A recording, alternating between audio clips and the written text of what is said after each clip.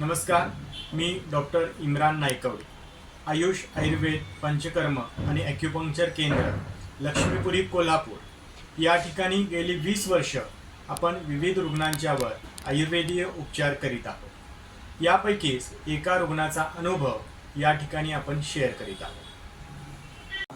आपलं नाव काय आहे? माझं नाव आहे तेजश्री अमित कांबळे. मी भादुरीची आहे. मला कमरेचा त्रास होतो. तुम्हाला त्रास काय होत होता? बसता येत नव्हतं, उठता येत नव्हतं. 1 वर्षापासून त्रास होता मला.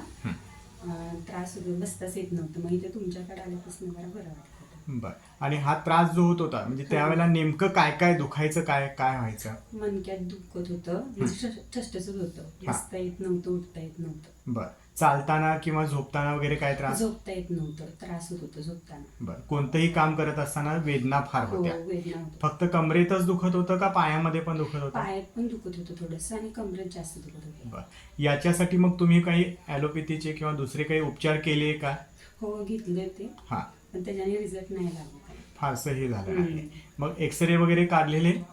काढलं होतं ना एक्सरे. त्याच्यामध्ये काय सांगितलेलं डॉक्टरांनी? मणक्यामध्ये गॅप आहे म्हणलं, त्याने थोडंसं सरकलेलं आहे म्हणून सांगितलेलं. मणका सरकलेला आहे, चकती सरकली असं सांगितलेले होते. बरं, ठीक आहे. आता आपण गेली 3 दिवस आपण ॲक्युपंक्चर ट्रीटमेंट आणि त्याच्यानंतर आयुर्वेदिक औषध आपण तुम्हाला देतोय. या 3 दिवसामध्ये तुम्हाला काय काय फरक झाला?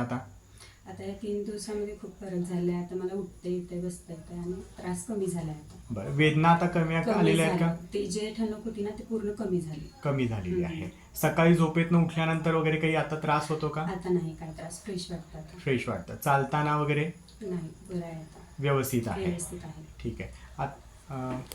इकडे